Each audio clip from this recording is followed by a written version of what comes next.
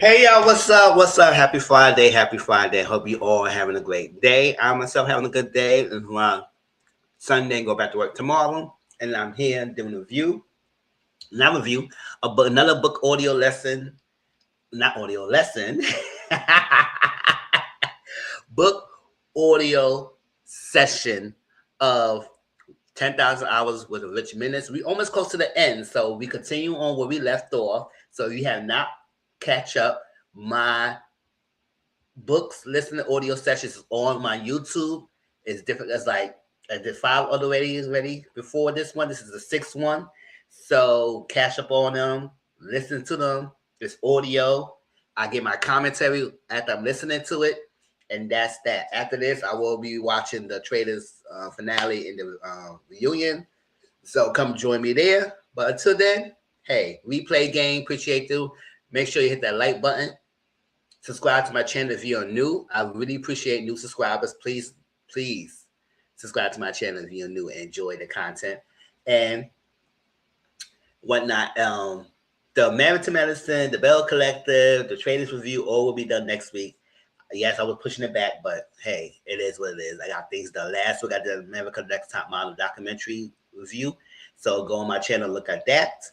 And further ado, let's start with this book because I don't want to take too long. Depends who was on. I may do an hour or two. Depends on whoever's come on and interact or not. Then I'll shorten it. But we'll see how it goes.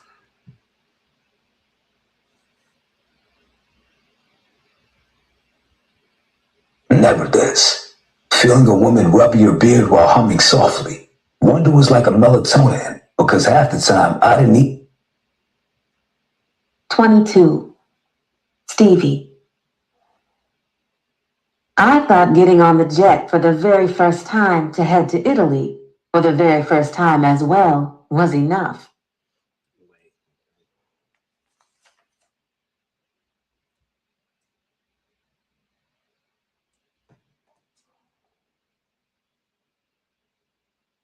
Getting my pussy and ass ate while being all the way in the sky was something that I never had imagined. Maverick was downright addicted to me and couldn't resist himself. If he needed to smell me to avoid going to choke the pilot, I would sit on his face to avoid that. The minute he slammed that phone on the armrest and tossed that $3,000 computer to the other side of the jet, then blinked his eyes open and closed, I knew he was gone. While I should have been running to the other side where Duke and Kai were, I remained near him. He wasn't going to hurt me, and as crazy as it sounded, I knew he wouldn't hurt me. I don't know why he turned me on when he referred to my vagina as his. It was giving possessive, and I couldn't lie and say that I didn't like it, because... You know, we all like that. When you got somebody you feeling and they say, who think it's this? Who snatches this? Who think it's this? So you say it's yours, Danny, it's your mommy. And like you say it's yours. So yeah, I know that is a turn on, like when you in the act. Because I did. This was a man that had big fucking energy, and it took me to calm him down. I almost wanted to pat my pussy through my leggings, because wouldn't that make me a big dog too? Either way, I knew the conversation wasn't good, and that didn't look good for Ray. Instead of him trying to fix the mess he was in, he went and messed it all up. The one thing I kept thinking about was how he put my life in jeopardy. He didn't know what Maverick would have done to me. I could have very well been killed too, and he didn't care to try and rescue me either. Didn't I deserve to be rescued after saving him and Priscilla's life? Not that I needed to be, but the option would have been nice. Just like as a child, he had let me down for the last time. I couldn't save him. It wasn't my job to make a grown man do right, and Ray never wanted to do right. Even when he was given the chance to make right on his decisions, he would always choose the wrong option. We had to make a stop in France, Mr. Caselli. The jet has some issues, and we don't want to continue on until we figure them out. We decided to land in Paris, so you can enjoy a few days, and then hopefully this will be fixed. Maverick looked at the pilot and nodded his head. I held my breath, scared this man was going to fly off the handle again. Heard you. He nodded and then went back to the front while I looked out the window at a black SUV pulling up on the side of the jet, and then another car with a light on top following behind. Are we in trouble or something? Nah, customs. They coming to look at our passports and shit before allowing us off the jet. He nonchalantly replied. I guess you would be nonchalant when this was your life. He was used to this, and all of this was new to me. Oh, we don't go into the airport? Not when you're a Caselli. I continued to look out the window. I know that's right. You better have connections. Shoot. Out the window. Lots of perks when it comes to the Caselli name. You don't even know the half. We went through customs and were granted access off the jet. I was excited to go to Italy, but the detour didn't bother me in the least. Seeing the Eiffel Tower in person had me so excited. One of my favorite movies was Ratatouille, so being in the country the movie took place in was a dream to me. Menace held my hand as he helped me in the back of the SUV, quieter than usual. I was sure he had a lot on his mind, and I didn't want to disturb him, so when he got into the car, I took his hand and just enjoyed the scenery as we drove further away from the airport. I felt his lips on the back of my hand, and I smiled at him. You okay? Yeah. If you're not okay, you can tell me that too. He gave my hand another kiss and then looked forward as we headed to what I assumed was our hotel. It was still hard getting used to that this was my life right now. There was this feeling of royalty whenever you were with Menace. He had this walk and aura that told you that he was money and he wasn't someone you fucked with. When people met him, they immediately called him sir and rushed to do whatever he wanted, even if he didn't want anything. Climbing onto a jet with custom embroidered seats with the Caselli crest was something you only ever experienced in movies. The family had a damn crest. You didn't have to ask twice for anything when you were Menace Caselli. Hell, you didn't have to ask once, because these people acted like they could read his mind. He kept this unbothered, blank expression on his face, as if he didn't give a fuck what anybody was saying to him. I mean, he really didn't give a fuck about what they were saying. Half the time, he would sigh right in their face like it wasn't rude. Rules and manners didn't apply to him because when you had as much money as he did, people fell all over your feet to please you. He wore a dark pair of Louis Vuitton glasses so they couldn't see his eyes, which added to the mystery that he already was. The fact that he was dressed down in sneakers and sweats but had the bank account that he had puzzled these folks. You know they say Paris is the city of love. Oh yeah? Uh-huh. Love! I belted out the words to Keisha Cole's song, and both Duke and the driver jumped, turning around to look. Keep your fucking eyes on the damn street, Duke barked at the driver, who quickly turned around. Maverick smirked. You crazy, Wonder.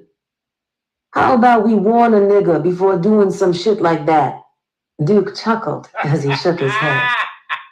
When we arrived at the hotel, we were greeted upon arrival.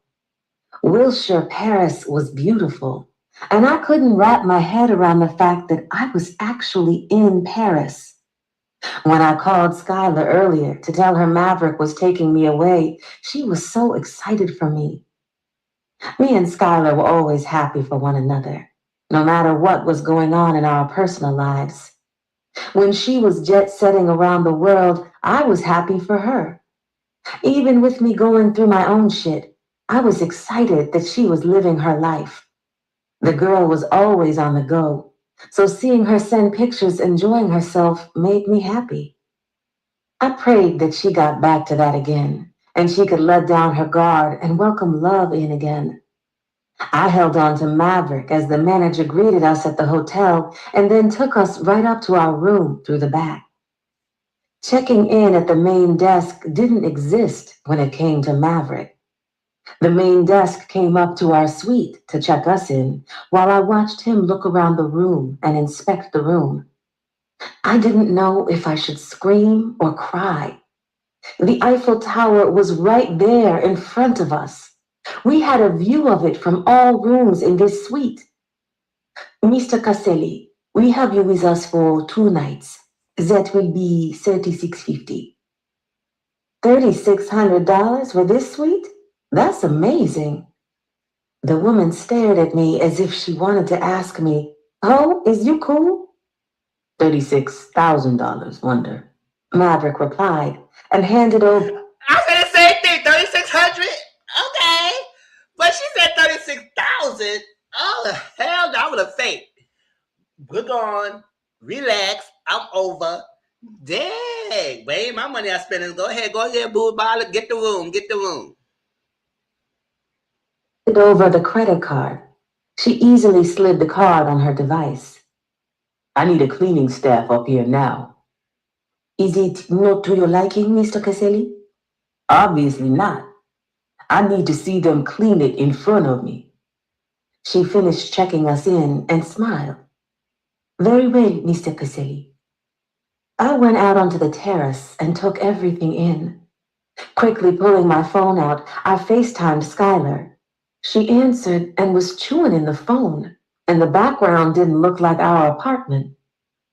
Where are you? In my business. Why you in ours? I heard Corleone's voice in the background. She put her head down to hide from me giving her that look. Makes a lot of sense why you didn't want to FaceTime me earlier. Come to think about it, you were whispering earlier too. Skylar was laughing so hard as she covered her face. It's 9 in the morning, Stevie. What do you want? She continued to laugh. Are you in a bed? I am in my business. Stevie! I heard Estella in the background, and then her face came to view. I miss you. I miss you too, my favorite girl. How about when I come back, we spend the whole day together, okay? Okay. She jumped off the bed, and then her mother got back into the camera. I watched as she climbed out the bed and saw a peek of Corleone in the bed beside her on his laptop. Estella was shoving a fake cup of tea to his mouth. Dang, Estella, this cup tastes better than the other one. He lied, because nothing was in her teacups, but she loved for us to tell her she made the best tea. The door closed behind her, and she was in the bathroom. I called to tell you about Maverick, and you are apparently busy. What happened? I had a panic attack at work, Stevie. Everything that has been going on caused the attack, and I couldn't breathe. I still had to pick up Estella, and I didn't know what to do. Picking up the phone and calling me would have been an option. She sighed. He was the first person that came to mind when my coworker asked me who to call. He dropped everything and came to me. Went to pick Estella up and then brought me to his condo in the city. I listened to her whisper on the phone. What does this mean? Nothing. All I ever hear is you telling me, read the room, Stevie. I'm now telling you the same thing. If this man is the only person, not your cousin who would have dropped everything, that you could think to call, that means something. Everything means something, though. I looked at her. Girl, you starting to sound like me. You want to be with that man, and you are fighting it because you're scared. If Keyshawn wants to play games, then let him play them. You have people that will pull up, the legal way, of course, and handle it. She nodded her head. Where are you? Paris. I spun the phone around, giving her the view that I was witnessing in person. We had to make a pit stop because of something with the jet. Ooh, look at you. So, I have a list of things that I need. You know things are cheaper over there. Wait, they are? I asked, as I watched her walk back into the room and get on the bed. Girl, yes, girl math.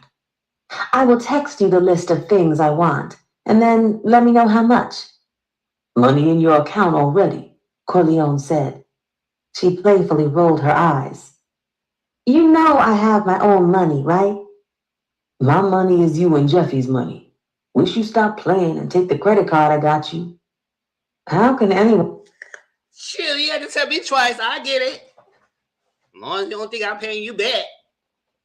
Mm-hmm. Can anyone argue with that? I chuckled. How is he, Stevie? Corleone asked. I sighed. Quiet. He got some news on the jet, and he's been quiet since getting it. I got the same news. Shit is fucked up. I could hear the hurt in his voice as he spoke about the news he had also received. Well, I wanted to show you that familiar cologne lingered, and those muscles were what I gripped as he tossed me over his shoulder. Hi, Menace, Skylar laughed. What up, Menz? He ignored them. Wonder, you done on the phone? Not you ignoring us. You know what? Goodbye. Skylar laughed in the camera. I love you, Stevie Ray. Caselli, Menace corrected her. Ooh, I know. But we ain't married yet, bitch. You know, we trying to give you your last name yet. You gotta put a ring on his finger. And if you like, you gotta put a ring on it. Like, come on now.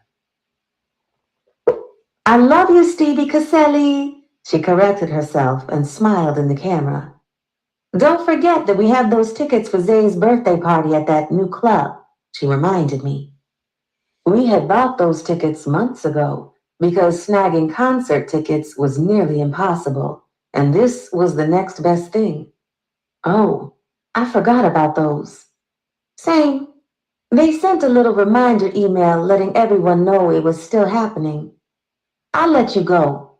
Love ya, she said, and ended the call, while Menace continued to carry me back inside. As he carried me through the suite, I saw why it cost as much as it did.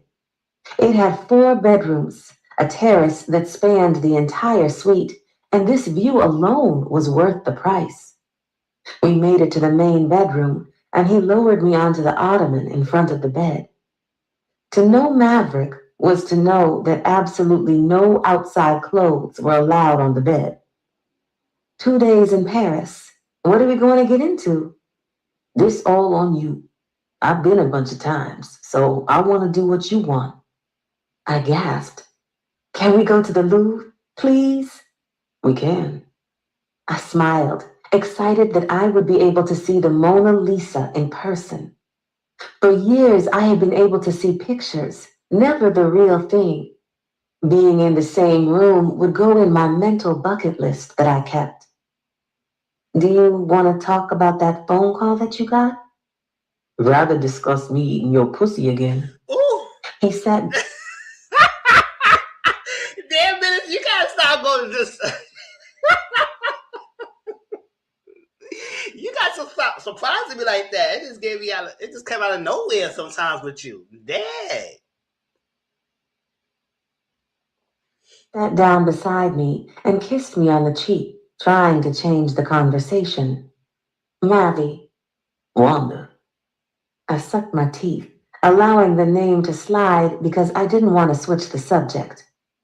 Seriously. I want to keep you and what I do separate, baby. This life ain't for everybody, and I don't want that shit crossing into what we building. I would never keep you in the dark, but let me handle this. I looked out at the view. I've been trying to come to terms of losing my father. Not an easy thing to come to terms with. Still coming to terms with losing my own, and it's been years. I reached for his hand and squeezed it. I'm not going to leave you, Maverick. He needed that reminder because I knew he worried. It didn't matter how cool he played it.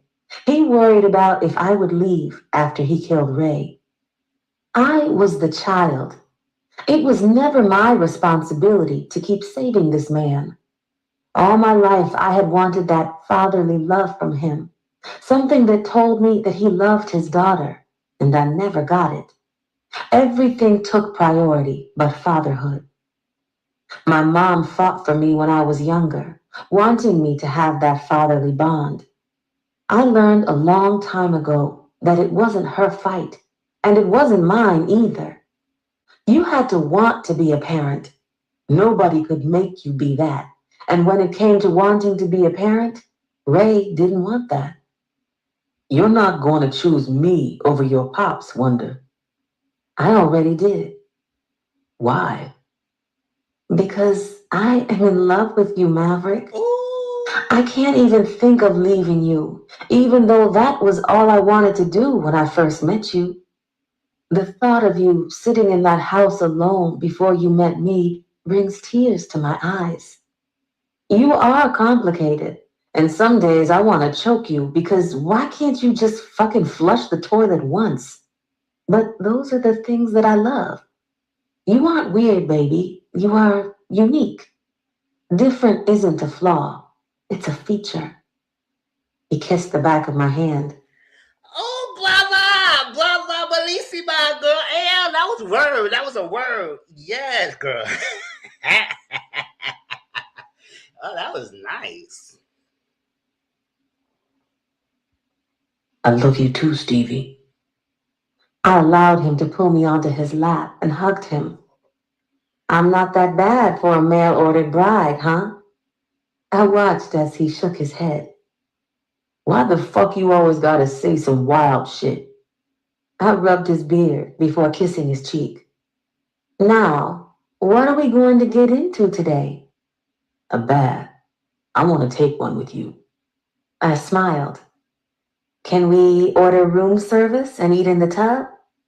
From the look on his face, he would have rather eat hot coal and washed it down with bleach. Yeah. Recommendation. Listen to All Night by Beyonce. Listen in at 3 minutes 9 seconds in the bathtub scene. I unpacked my clothes as Maverick went to handle a call on the terrace.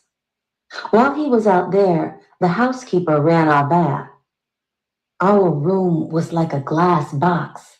The tub was in the corner with the most perfect view of the Eiffel Tower. Then when you walked into the bedroom, the same view followed you. Housekeeping left, and I ordered our room service while Maverick finished up his conversation.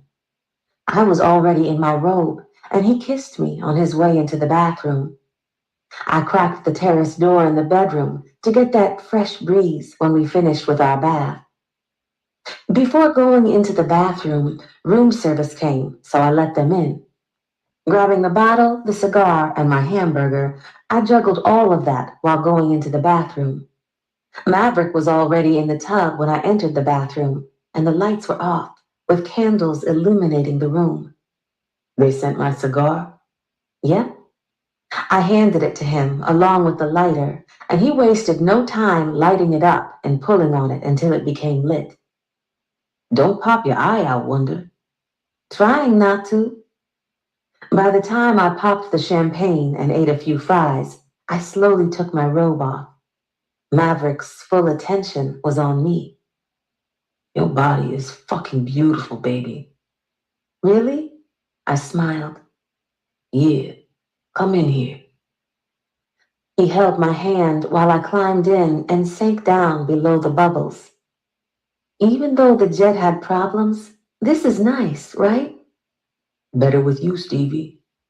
Do you mean that? He flicked bubbles at me. You know I do. Why you so far? I watched as he blew smoke, looking so damn handsome. He held his arms open as he pulled me onto him, and I kissed his face. Can I try? He held the cigar as I took a large pull, damn near choking up a lung. Maverick had to put the cigar out because I was choking so bad. Damn, Wonder, I said try it, not choke the shit down, he said, in between pats on my back while I felt like I was about to lose my lung. It was sad to be able to go to Paris and then lose your lung all at the same time. I'm all right. I accepted the champagne and choked it down to help with the burning sensation in my chest. I was trying to be sexy. Yeah, and almost fucking died. He started laughing as he looked at the view that was in front of us. Don't even care about that view. No? 'Cause I got this one. My cheeks were about to burn off with how hard I was blushing. Rubbing his face, I stared into his eyes. My favorite thing about him was his lashes. Every time he looked down, his eyes looked as if they were closed. He held my waist with one hand on my ass as I rubbed his beard. You're beautiful, Maverick. Oh, yeah. I kissed every part of his face. Yes. I know there are some things that you have gone through that makes you feel less than that. But to me, you are beautiful. Every flaw, quirk, and part of you is beautiful to me. He took me in as he held me tighter. Where did you come from, Stevie? I smiled. It started with me being in the Bahamas. We both started laughing. I'm trying to come to terms that I have you and I deserve you.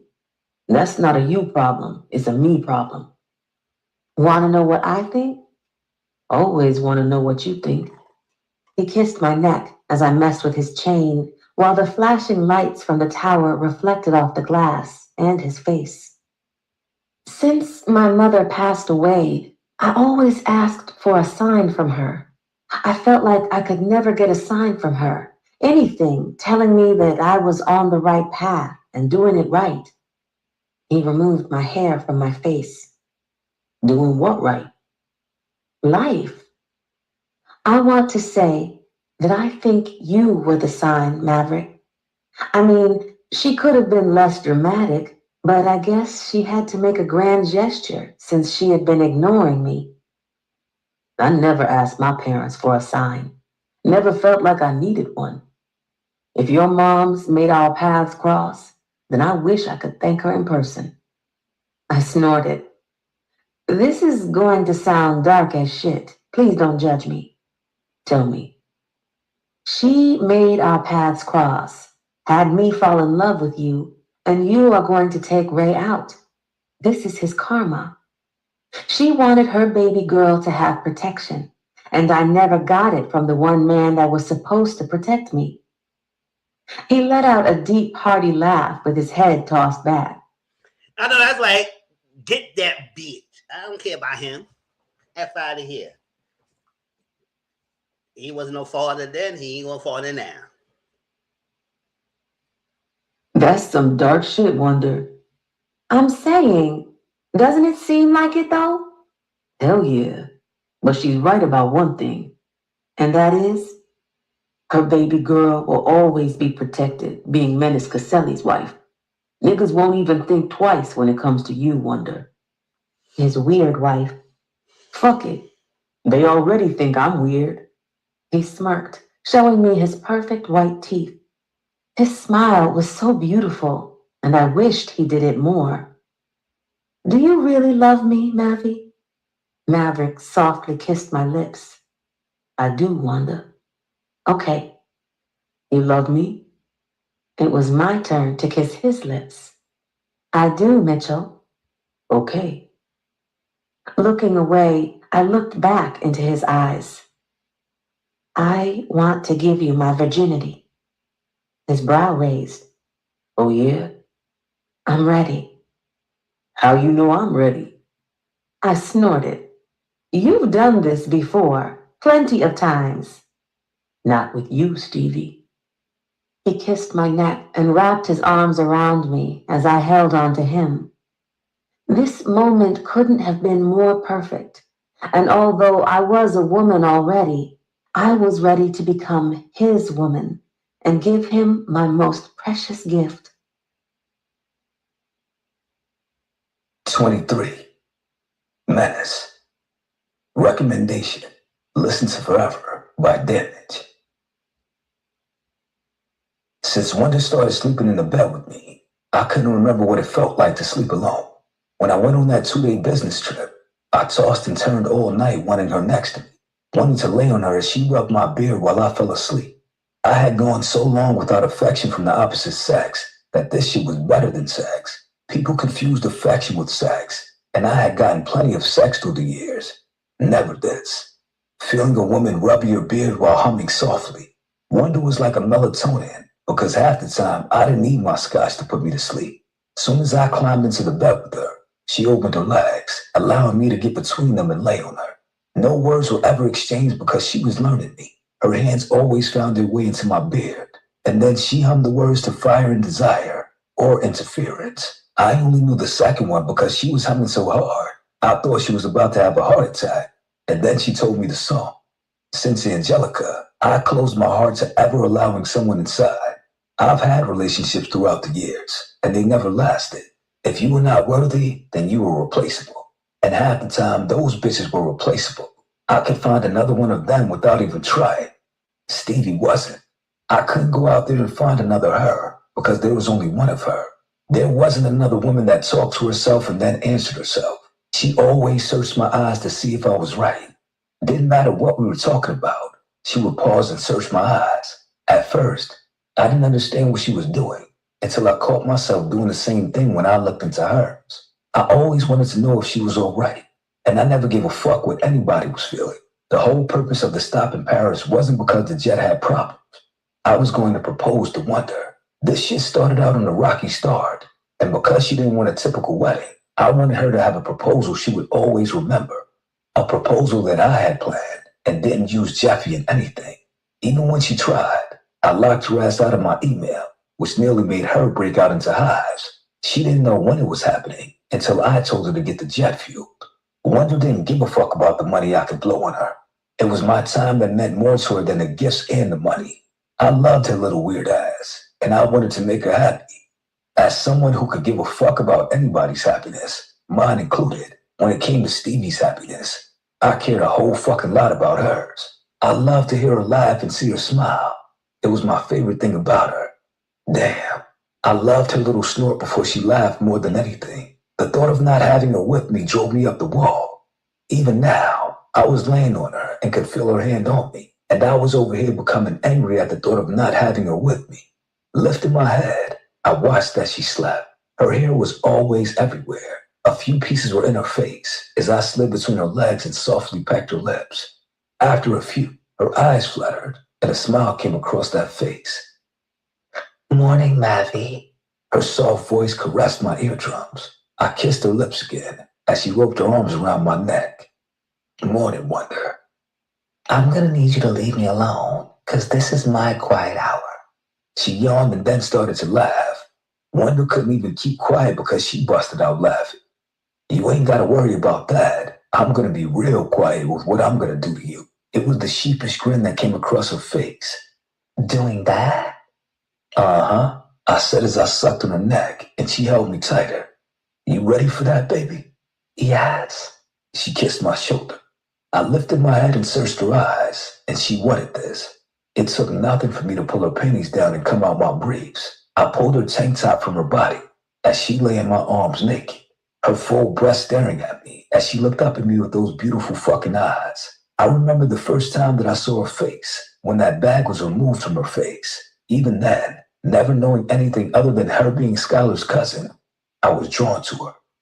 What's wrong? Nothing. Absolutely nothing, baby. Sure?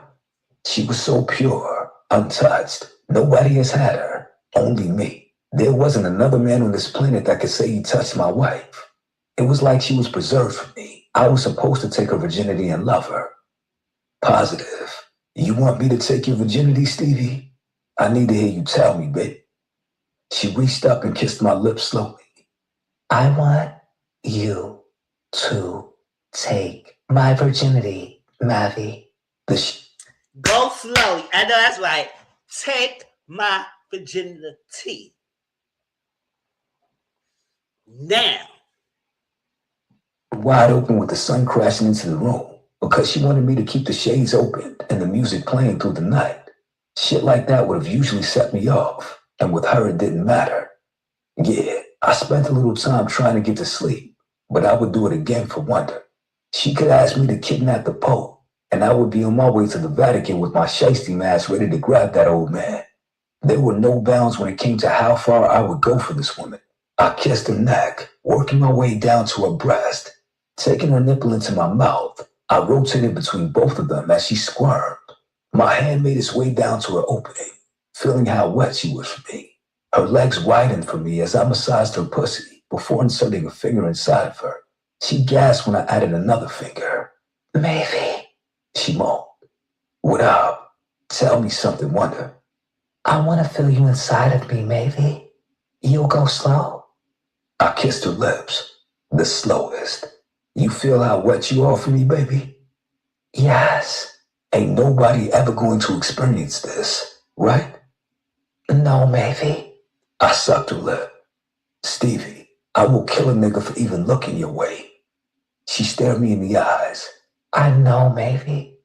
My ass wanted to go back to the warehouse and beat every last one of my workers for even calling her beautiful. I don't give a fuck if I asked the question or not, either. I was a conflicted nigga because I wanted the world to see how beautiful my wife was. At the same time, I wanted to end whoever thought she was. I stared down at her as my dick teased her opening, ready to push myself into her. Tell me if you want me to stop. Kay. This was her first time. As much as I wanted to fuck her in the sauna that day, she deserved better. Any other bitch would have gotten fucked wherever I wanted. Not her. I took her out the country to lose her virginity. If anything came out of this, I wanted to say I conceived my baby in Paris with my wife. Distracting her, I sucked on her lips and kissed on her neck as I pushed myself into her slowly. Slowly, inch by inch, I pushed myself into her, trying not to fucking cry myself. She was so tight that she held onto my shoulder as I continued to push into her. I felt her body tense up and paused. She stared into my eyes with watery eyes. I can stop, baby. Tell me you want me to stop, and we can try again another time. I kissed her cheek, letting her know it was all right. No, keep going, please. I kissed her lips, tasting her salty tears. Tell me why you crying. I really love you, Maverick. You taking my virginity means something to me. I've held on to it my whole life, and you are who I want to give it to. You defended it before you even knew me. Never once tried to claim it as yours, baby.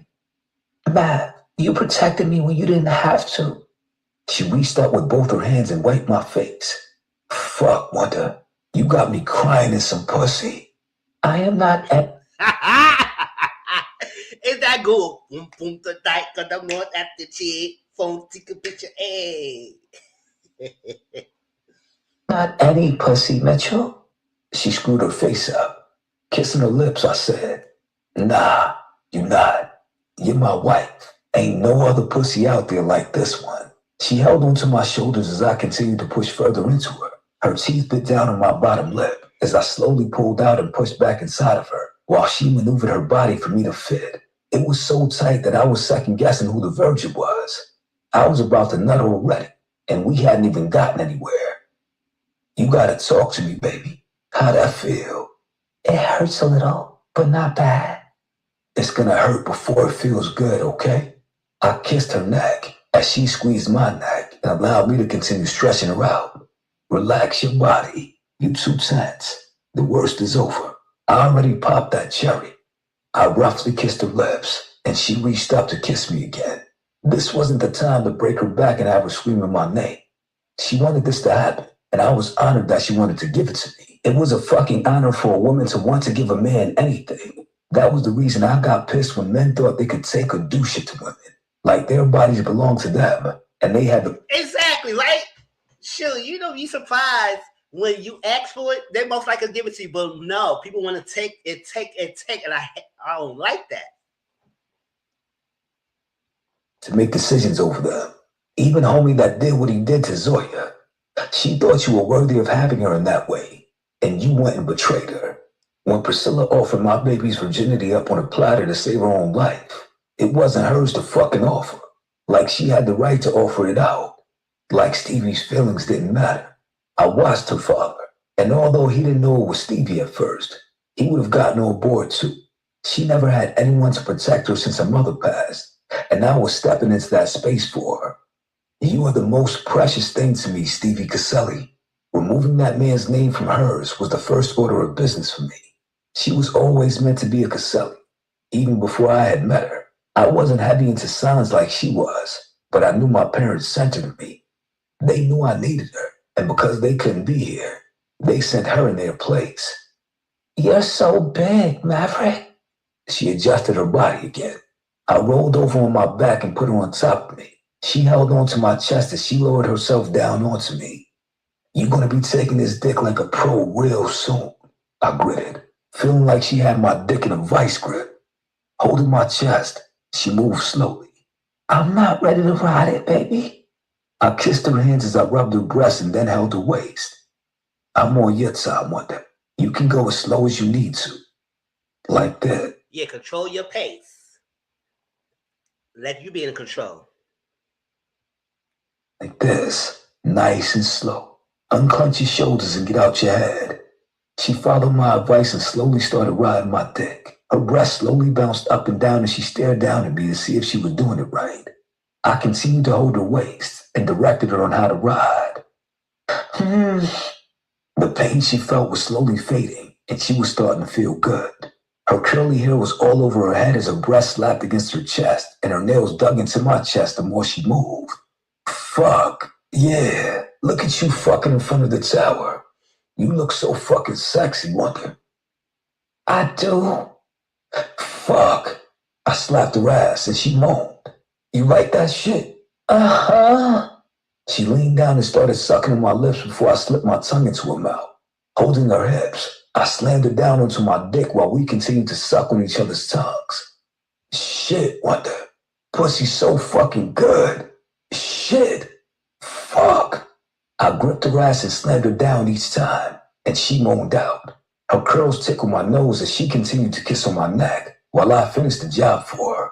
I felt myself about to come, and I looked at her, kissing her in the mouth. She leaned back and bounced up and down while running her hands through her hair. I flipped her back over and slid right into her while her mouth curved, and she scratched my back. Why the fuck you so sexy, Wonder? Got me ready to lock your ass in the closet. Shit. You gonna come for me, baby? Mavi, right there. She cooed as I lifted her leg, and I started beating that pussy harder. I half expected her to be ready to tap out after, and she was massaging her breast, which had my dick about to explode. Pinch your nipples for me, baby. I played with the other between my teeth as I continued to fuck the shit out of her. Yeah, pinch your nipples. The nipples is what it is, y'all. Yeah, there we start. Every night time my business. I know you're gonna look at this and say, Mizzle, look at you. I'm right there, baby. I'm about to fucking shit. I didn't finish my sentence because we both came at the same time. Her arms hugged my neck as I kissed her face while I felt my dick releasing all my soldiers up in her. This wasn't about Rob Meek and Ghost saying I needed an heir. It was about this woman carrying my name and legacy. Two things I ain't never gave a fuck about. But Stevie had to be the one to do it. I couldn't see nobody else having that name or carrying a stomach full of Menace Jr. Think I might name him Menace. Dennis, maybe. I kissed her neck and she pulled her head back.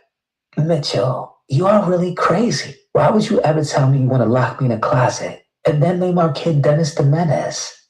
I roughly kissed her lips. Baby, you already knew I was crazy before I stood up in you. Shouldn't have let me taste it. Matter of fact, lift your legs up so we know the sperm get into the egg. Maverick, please be serious. She started laughing and hugged me around the neck, kissing me on the lips. Mavi, you took my virginity. Wonder, you gave it to me. Put that shit in my pocket. Ain't no getting away from me now. Hear me? Mitchell. You fucking heard me, Wanda. My dick was still in her, and seeing that look she gave me had me getting hard again. When Stevie looked at me, you could see that her words weren't just that. Everything she said, she meant that shit. I love you. She rubbed the side of my face. And I love you. Recommendation: listen to Fire and Desire by Rick James. After I had to spin the block and get some more, we got ready for the day. All she kept talking about last night was the damn museum and how important it was to see the Mona Lisa in person.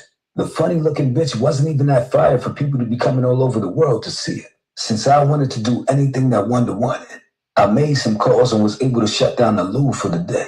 The last time some shit like that happened was when Beyonce and Jay-Z shut it down to shoot their video. The Parisian man on the phone kept asking me what I wanted to film, and I almost told him that I wanted to bend my wife over in front of Mona Lisa and fuck the shit out of her. But I heard Jeffy's voice in the back of my head. After a little back and forth and a whole lot of money, I got that bitch shut down. I waited in the living room for her to finish getting ready. Wanda came out wearing a pair of jeans, sneakers, and a beret. The beret was a non-negotiable, apparently. She had a crossbody bag on, and when she spun around, I wanted to tell her to take the pants back. Her ass was something in anything, but the way her ass was poking in those jeans was truly something else. You hate the outfit? Nah, you look cute, mama. She smiled. Cargos, no sweats? I shrugged, figured I needed to be dressed decent to see the Mona Lisa. I wore a pair of cargo pants, a t-shirt, and my favorite pair of Chicago ones. Was the material from the cargos driving me up the wall? Yeah, I liked how sweats felt on my body and always had. For my baby, I would wear a potato sack if she wanted me to. Prada sunglasses courtesy of your angry spending? She laughed. Yes, it felt good to buy these for no damn reason, too. They go with my outfit. I walked over toward her and kissed her forehead. You go with my outfit. Now is the time for me to do my fake vlogging. She pulled her phone out and recorded a little video introduction. I peeped how she didn't record me in her video and kissed her head. My baby knew that her man was a ghost and that I only appeared when I was cold. After she got her footage, we headed to the museum. We held hands as we walked in the front, and she looked around confused. Where are the people? I watch videos on this museum, and it gets so many visitors a day. Duke trailed behind us as we made our way into the museum. The man I had spoken to earlier was waiting for us. Hello, Mr. and Mrs. Selly. It's an honor to have you with us today. We have tour guides if you would like one. Are we the only people here today? Yes, madame. Your husband has shut the museum down for you. A special lady. He smiled a little too hard at her, and I looked at him, and he corrected his smile. Wanda whipped around and stared at me with wide eyes. A whole museum, Mavi? The man winked and then took off, leaving us alone. I'll shut the whole country down for you, Wanda. She hugged me and I kissed the top of her head, feeling her itchy-ass beret against my skin. We have so much ground to cover. I watched as she took one of the maps. I grew up in private schools, so they taught everything about the arts. I've even attended more than a few art auctions and bought pieces of art that I had no interest in. This wasn't something I would have done with my time, but I wanted to be here and experience this with her. How the fuck could I not be excited when she was over here doing her little stomping excitement dance because we were here? The man came from the other end, and he was talking to Wonder, while me and Duke walked behind him. Duke laughed, and I looked over at him. Care to share what's so funny with the class, Duke? I ain't never seen you like this with a woman. Boss, you want to be in Steve-O's skin, and you not even like that. She's special. Ain't no one like her. I watched as she laughed with the museum's manager as he walked us through the museum. He nodded his head in agreement. You struggle with feeling like you don't need love. I'm telling you that you need it, and you need her. She makes you a better person, calmer, makes the house lighter. Heard you. As we inched near the Mona Lisa, I became nervous. I rubbed my hands as we came near, and she grew more excited to see that picture. The ring in my pocket felt like a weight as we got closer. Mavi, do you hear that? She stopped and looked around. I pretended like I didn't hear her favorite song playing throughout the museum. Nah, what you hear? Fire and Desire. You don't hear it, Duke? He looked around and then nodded his head. Yeah, I hear it. Boss, you don't hear it? I smiled. How they know this is your favorite song? We were in front of the Mona Lisa, And she didn't give a damn. She was trying to get to the bottom of how they knew to play this song. When she turned around to the manager, I pulled the ring out of my pocket and got down on one knee. Something I just knew I would never do. Marriage was never in the cards for me. And even when Ryan Ghost told me that it was something that had to happen, that shit felt like a death sentence. This didn't feel like that. I ain't never felt lighter and sure of someone in my entire life. Loving and protecting her was my only job. Helping her accomplish her mental bucket list was all I cared about these days. Duke stood back as we listened to her ramble to the manager about how much he loved the song. Stevie, she quickly turned around and then jumped back when she saw me on my knee. Matthew, what are you doing? Baby, what else it look like I'm doing? She slowly walked closer to me. I mean, I know what you're doing, but why are you on your knee doing it? I looked down at the box before staring up into her eyes. You are what home feels like to me, Wonder. My house has never felt like home until you came. I wanted to ignore how I felt about you, but I couldn't. You wouldn't allow me to. Always there with that smile on your face, being you. Baby, you are you without any apologies. You accept me and all that comes with me without judging me. Stevie, you are my safe place and my biggest trigger. You see past Menace and see me in a way that I never let anyone else see me. You love me with all my flaws and shit because you love me. You are my home, and I want this with you forever. I want to smell your pussy every time I need to calm down.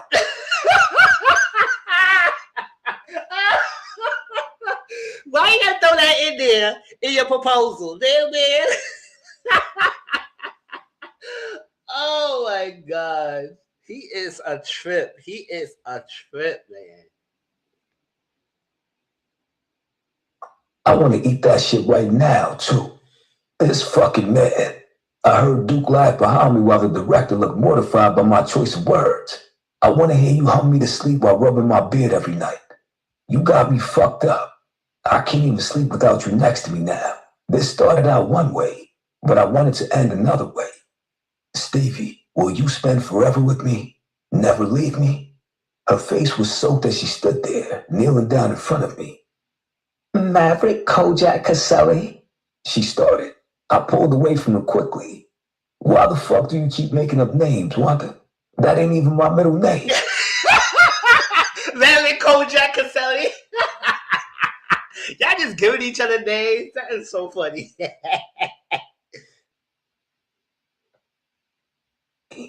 I don't have a middle name. She snorted while laughing through her tears, holding my face. I want to make up names with you for the rest of my life. I want to love you and feel the love that you give me, Mitchell. I want to make your smoothies and separate your sauce from your chicken forever. She kissed my lips as I pulled her into my arms and hugged her ass so tight. I was so caught up that I forgot to put the ring on her finger. The Eaton name was full of traditions and keepsakes. I bought this ring a few weeks ago because I want this ring to be passed down in our family, the Caselli family. I want this ring to be passed down for years. My pop said I made the right choice. Did he? She stared at the emerald cut 24-karat engagement ring. This is beautiful, Mavi. I tossed the box to the side and slid the ring on her finger. I may or may not have sized her finger when she was asleep one night. Don't take this ring off, Wanda. I ain't playing with you. She flashed the ring to the manager, who smiled nervously. He was still on edge with the words I said and the way I tossed that ring box. Beautiful. The ring or her? I asked, and Wanda started to laugh. Stop, Mavi. What made you give me a ring? I got up from my knee and tried not to focus on the trillions of germs on my knees while I hugged her. Didn't like you walking around without one. I respect you not wanting a big wedding, but I would be damned if you didn't have a big-ass rock on your finger. And a new car, maybe? Bling, bling, bling. Bitches on man. Yeah. Or maybe so I can stop using yours? I kissed her lips. My cars are yours, Wonder. Good, because I scratched the Rolls Royce when I went to the mall. The person was too close, and I accidentally pulled in too close to them. Duke shook his head. We set a secret, Steve-O. Damn. The fuck? She quickly stood on her toes and kissed my lips. I love my ring, Mitchell. Wanda, you're gonna show me the scratch when we back home. She let out her obnoxious laugh that I had learned to love. Or I can let you smell something. Ooh. Your choice. Oh, I know that's right. You better born as an or you could do this. And I know you gonna smell that. You gonna smell that punani. You gonna smell that punani. F that Rolls Royce. You could get another one. Suddenly, I didn't give a fuck about a scratch and was more concerned with my future wife. Core, did you do it? Me. Yeah. Core, congratulations, man. Love you. See you guys when you're back. 24. Stevie. I told you to pack the night before with me, and you wanted to wait until the morning. This shit is unacceptable, Wonder. Why the fuck would you ever do that shit to the toothpaste? All I heard was Maverick ranting as I came from under the covers. The sun nearly knocked me back because it was so bright in here. He was still going on, and it sounded like gibberish because I couldn't concentrate. So much was happening at one time as I held my hand up to silence him for a second. Huh? I can't hear. I don't have my glasses on. Hold on. I reached for my glasses and put them on. Maverick stood there for a second before he spoke. Wonder, that don't even make fucking sense. It makes a lot of sense to me. I can now hear you. What are you ranting about, Navi? I yawned as he pulled the toothpaste from behind his back. I fucked up. When Skylar told me that shit, I thought she was joking 'cause she's slow. You let me slide up in you, take your virginity, and now I can't get rid of you because I'm all in love. All for you to do this. He walked closer to me and shoved the toothpaste tube in my face. What's wrong with it? Wanda, why the fuck are you strong-arming the damn toothpaste like this? You got 8 set of teeth up in that mouth? I would know, my dick been in there. I ain't feel extra sets of teeth where you would need to use this damn much and squeeze the shit like this. He was full on crashing out about the tooth. He is going off about that toothpaste. Dang. Okay, man. Sorry. Shit. About the toothpaste and was serious. I couldn't laugh because this was serious to him. Everything was still foggy as he paced with the tube in his hand and continued to rant. When there was a light tap at the door, I fell back onto the pillows, happy that he was done chatting about nothing. Who cared about the toothbrush to toothpaste ratio? What? He hollered, and Duke stood in the doorway staring at him because this was normal to him. He was used to this man going off at any little thing. I know you need to stop all that yelling. You sound crazy. I yawned. Ah! I screamed when he jumped onto the bed and was now in my face. Do I wonder? 'Cause I wouldn't be set off this early if you wasn't in there fucking the toothpaste. Then you out here teaching babies. My goddaughter do the same thing. What in the fuck is wrong with him? I looked at Duke, who shrugged his shoulders and waited for him to finish with me. Yo, boss, we got word on 2 things. Important.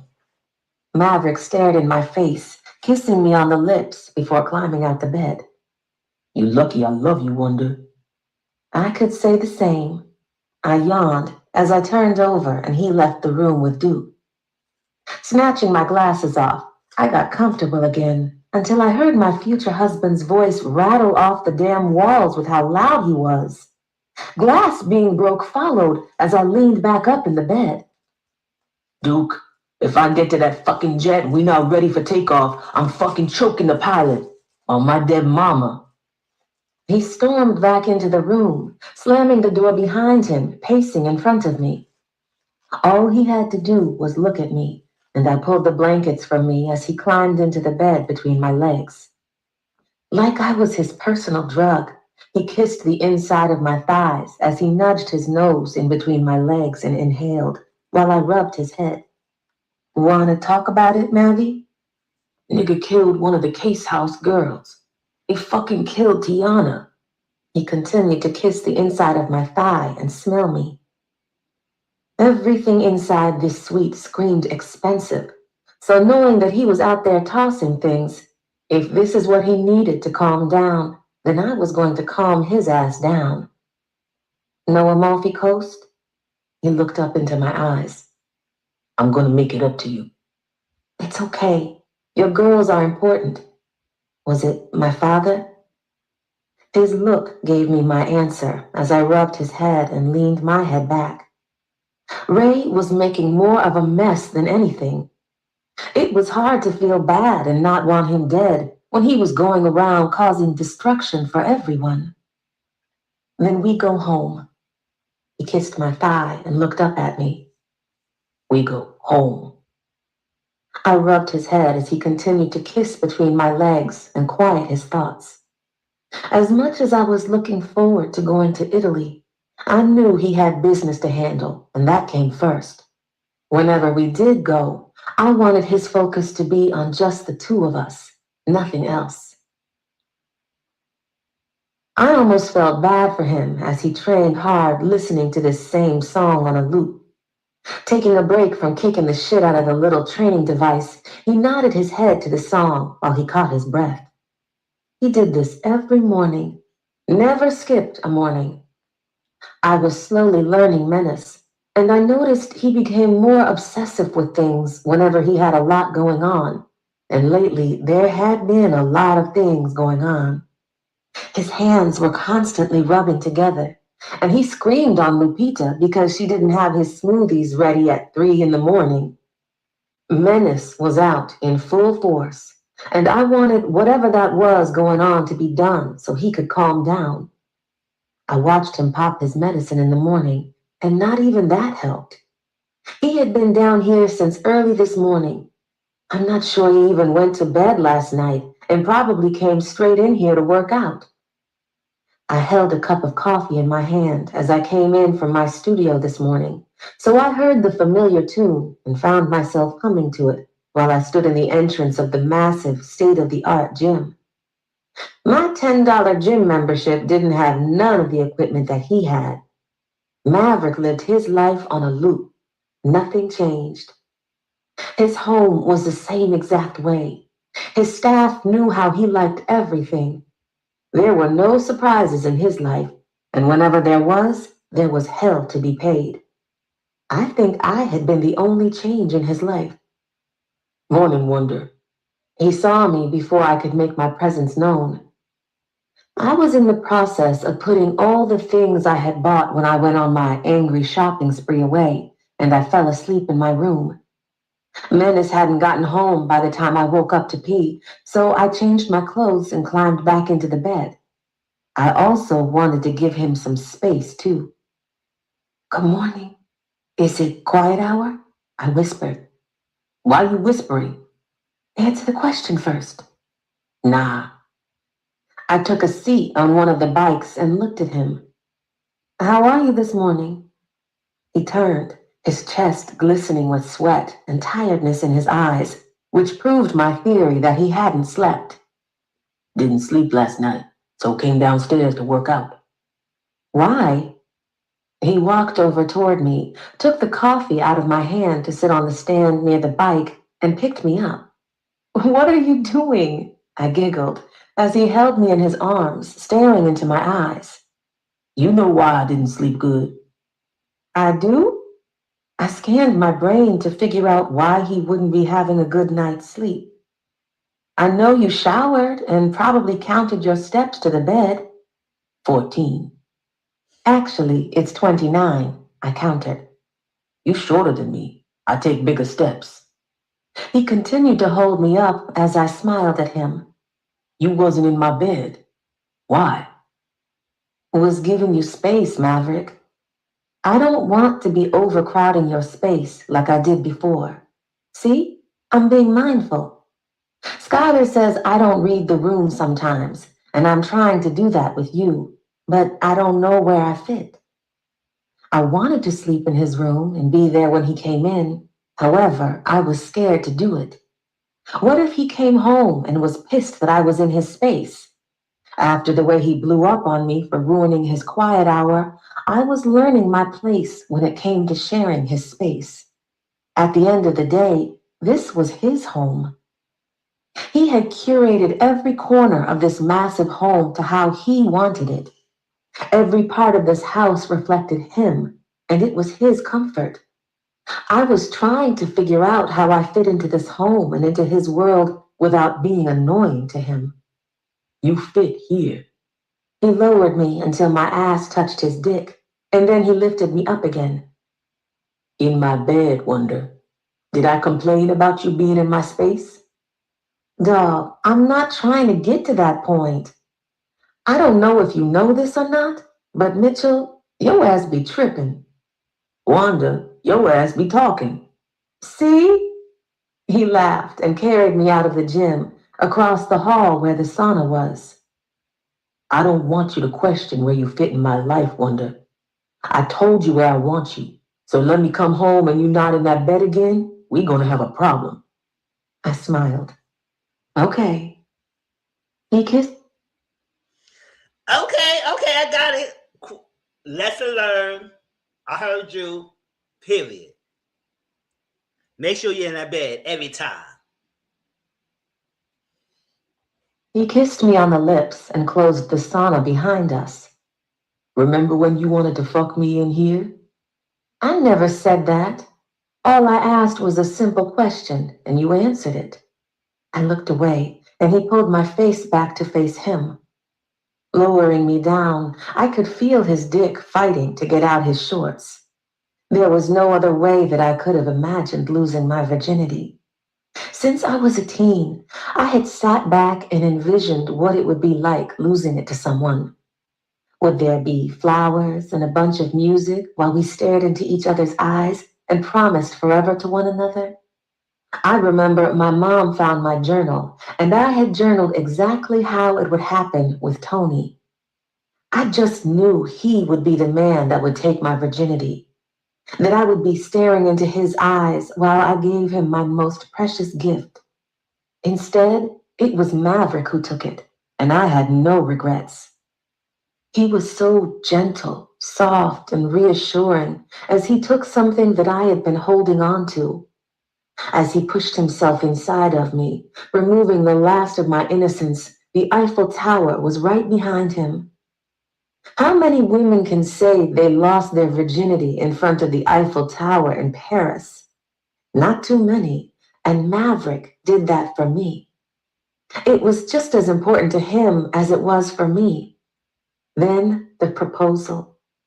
I got engaged in front of the Mona Lisa, and after seeing the size of the ring, that funky hoe didn't matter that much anymore. Can I fuck you, Wonder? Not a funky hoe. Why'd you have to be a funky hoe? Damn, Mona Lisa, you got your strays now. He bit his bottom lip as he continued to hold me, and I looked at him all giddy. I kissed him. I'm going to meet with your sisters in a little while for brunch at Cora's condo. He kissed my neck, ignoring anything that I had to say as he pulled down his shorts, and I felt him pushing my panties to the side.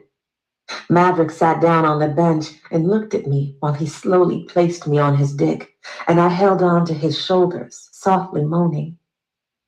I didn't understand why everyone in the world was so angry. Getting dick was the best thing next to crack. I never did crack, but the way it had people out here begging for it, I can imagine it was similar to having sex. Now, like Whitney said, crack is whack. I make too much money to be smoking crack. Crack is whack. Don't even try it. It was always a struggle having to adjust myself to Maverick's size. How can a man be this powerful, rich, handsome, and have a dick as big as his? I guess his only flaw was that he was a loony bin. A loony bin that knew how to fuck. Tell me what you were saying again. It takes the crazy, it takes those type of people to give you the business. It give you the business. Those type of people give you the business. Yeah. Wasn't listening. He smirked as he held onto my waist, and I bounced up and down on him. He bit down on his lip as he increased speed, slamming me down onto him harder. My breast slammed against my chest the harder that we went. Mavi, harder, I begged, and he did exactly what I wanted by slamming me down harder each time. His hand gripped my ass, while the other hand held my waist as I felt his dick stretching me out each time he lifted me and slammed me back down onto him. His chain slapped against his chest as he bit down on his lip while keeping eye contact with me. Give me a kiss, Wonder. Let me taste that tongue, he grunted, close to his peak, and I was already at mine. I held his face, sucking on his tongue while he went harder and the bench started to move. The bench, Mavi? Fuck that bench, he groaned as he held me tighter on the hips and lifted me one final time before he slammed me back onto him, and I exploded while holding onto his neck. I felt his body tense up as he released himself inside of me. Kissing his face, I looked at him. This wasn't what I expected when I came to say hi to you this morning. Wouldn't have had to get dick down in the sauna if you were in that bed last night. Don't let it happen again. His phone started to ring in his shorts, and I reached down to give it to him. Looking at the number, I could see him disassociating, which meant the call was about to have him on 10.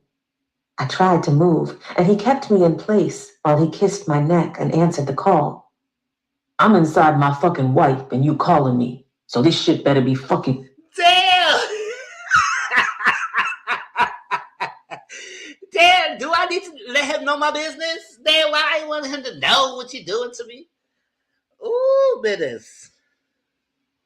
Be fucking good, or when I finish, I'm kicking somebody's head off their shoulders. I kissed his shoulder as he continued on his conversation. I could never tell if the conversation went good or not because he was never pleased to be bothered. Duke was the only person he didn't go off on because there was a mutual respect, more like friends. Some of the security would tell Duke to relay a message because they knew he wasn't going to go off as much. Grabbing his watch, I looked at the time and whispered, I have to go and get ready. He held me in place while cradling the phone between his shoulder. When I felt him rising again, I quickly hopped off because he wasn't about to slut me out in this sauna while I had things to do. Why you running, Wonder? He called behind me, completely disregarding the conversation on the phone. I mean, boy, you try to, like she said, try to act me like 304 in this freaking sauna. It's hot in there, too. Sure, boy. You got what you wanted. The phone. I cannot be late for brunch, Mitchell. See you later, baby? He nodded as he smiled at me. Def gonna see you later, Mrs. Caselli. You keep calling me that, but I haven't seen no talks about us actually making it official. Don't you want to be married? Not worried about those niggas, Wonder. Clear your schedule tomorrow, okay? I paused. To get married? Yeah, I want to marry you. You still want to marry me, boo? He looked at me with that silly smirk that I loved so much. Not everybody got to see it, so I felt like it was reserved for only me. I watched as he pulled the phone from his ear and looked at it with disgust while putting it on speaker. Nigga, you just said fuck my marriage? What? The other man nearly hollered. Mens, I ain't never say no shit like that. I'm happy for you and Mrs. C. That shit is beautiful. Our marriage or her? He questioned. Fuck. Mens, is this a fucking trick question? He leaned back. Depends. Answer it wrong, and I got a trick for your ass. The marriage? Answer it like we playing Jeopardy. What is the marriage? Ding ding. You good for now. He ended the call and turned his attention back toward me. I knew his men hated to see his ass coming because he kept their asses on their feet. I still want to marry you, Maverick. Tomorrow sounds so soon, though. Neither of us have anything to wear. And you acting like last minute matters to us. You about to be a Caselli. Like, girl, give the program. He do things last minute. Like, after the day, he got the money. So money talks. I'll have your shit in our room, Stevie. Don't you go back down to that other room. I have my stuff in there, I protested as he stood up, his dick still out and shorts around his feet as he shuffled over toward me. Why are you like this, Maverick? Backing me up into the corner, he leaned over me while staring into my eyes. I'll have them move it upstairs on the other side of the closet. After the toothpaste crash out, I don't know. Softly nibbling my lips, he grabbed my ass. Don't be in there strong-arming a damn toothpaste, and we won't have no problems. I stood on my toes, pushed my lips against his, and exited the sauna. See you later, crazy. 25. Stevie. This will be the last chapter for this live, and then we're going to watch some shows. But, hey. But this book is good. Look.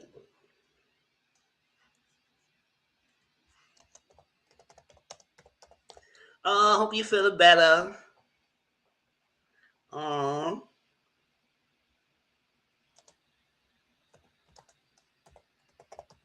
This book got me going.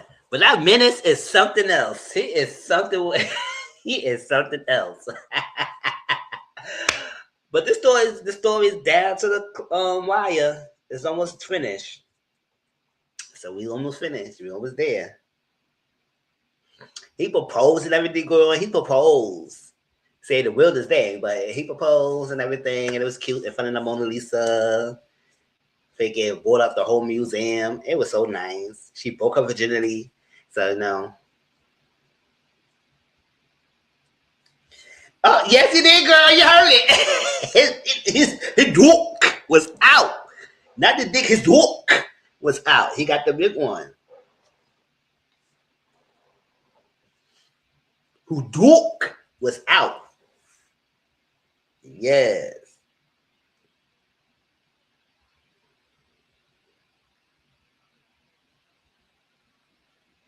Skylar and Estella both ran toward me when I stepped out the back of the truck.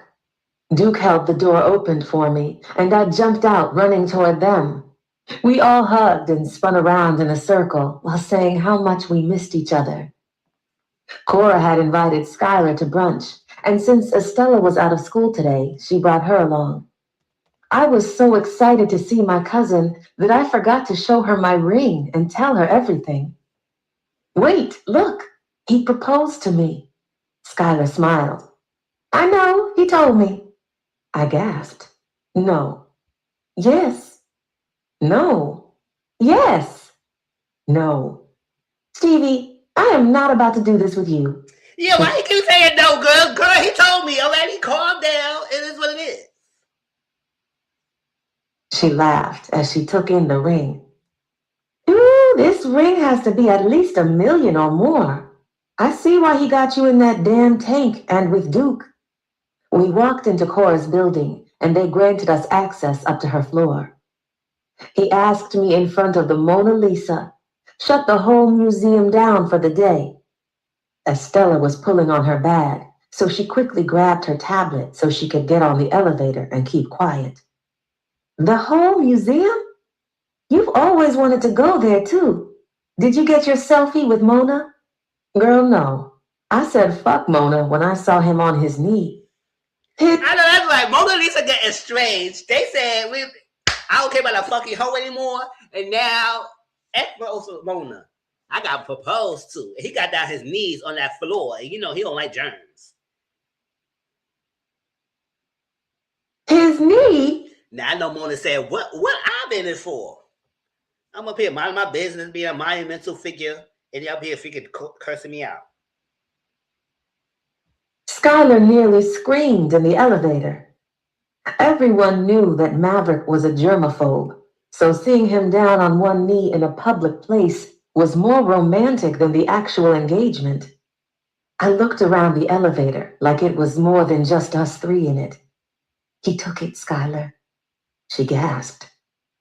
I knew you were walking a little different, glowing a bit more. How was it? Yes, the look is good. You got you walking your prepping your step differently. They got you cheese to the left and right with no tomorrow. I know that's right. You do extra pep in your step. You better switch those hips, girl. I couldn't stop blushing as I told her how everything went, and she squeezed my hand, excited for me. We made our way down the hall to the only unit with double doors. Why am I so nervous to have lunch with her? Skylar whispered the closer we got to the door. Estella was behind us, too into her tablet to care where or who we were having lunch with. Cora is really cool, so down to earth. It's Zoya that scares me. Zoya's cool. You just have to get to know her more. She hates her brother. Skylar made a nervous face. Really? The dinner I hosted didn't go too well, and neither of them have reached out to the other. Landon has reached out to his brother, but Maverick is stubborn. Every time Landon tried to reach out, Maverick ignored him. It wasn't like he could just show up, because he made sure that security wasn't letting him in. He was angry, hurt, and pissed, all wrapped into one.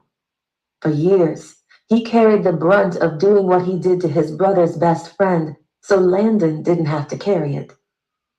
To know the things he had done for his siblings and never asked for a thank you. He allowed them to resent him and make him out to be the bad guy when all he was doing was protecting them. It made me sad, and I wanted to hug him right now. I pressed the button, and we waited until we heard the locks and one of the doors swung open. Cora stood there with her curly hair piled into a tight bun, high-waisted, floor-wide-leg pants, heels, and a cropped shirt. Hey, I was wondering when you guys would get here.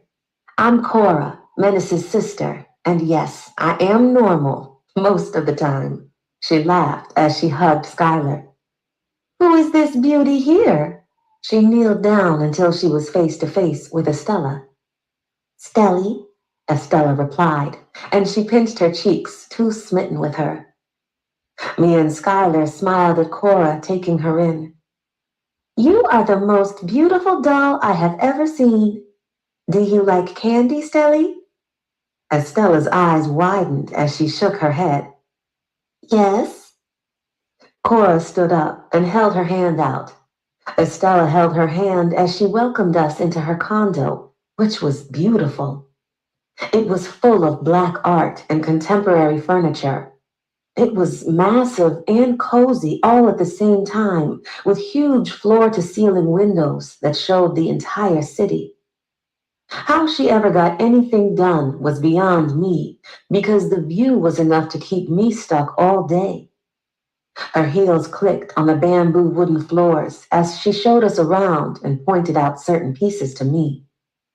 I took in her space, pictures of her in college and on vacations.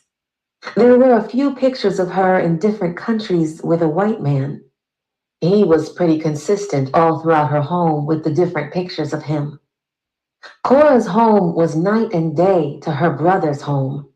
It was warm, inviting, and lived in. You could piece her life together by the pictures and different things within her home. When it came to Maverick's home, you didn't know who lived there because there weren't pictures anywhere. As nice as his home was, it wasn't all that inviting because the art was there. However, there weren't that many pieces around. Your home is so damn fire, Skylar said, as she took everything in while Cora led us to the kitchen and dining area. Cora smiled. Thank you. I spent a lot of time trying to make it my own. These luxury condos are hard to make your own because they are so sterile. You've done an amazing job with it too. Doesn't feel like one of those places at all. Cora's condo in the city feels exactly like that. I believe he only sleeps there when he's not at Brewster Manor. She looked down at Estella. Can I pick you up, sweetie? Estella looked at her mother, and Skylar gave her a nod. Yes, please. Cora was so tickled by her and put her on the stool. She went around the counter and grabbed some candy from a dish on the back counter. We can sit in the living room until Zoya gets here. She finished in court not too long ago. She led us to the living room, and we both sat down. Have she and Maverick spoken? Cora hopped from the couch. Let me get you guys a drink. I watched as she walked around the counter. They won't speak, and it has always been like that. For years I would try, and it would be useless.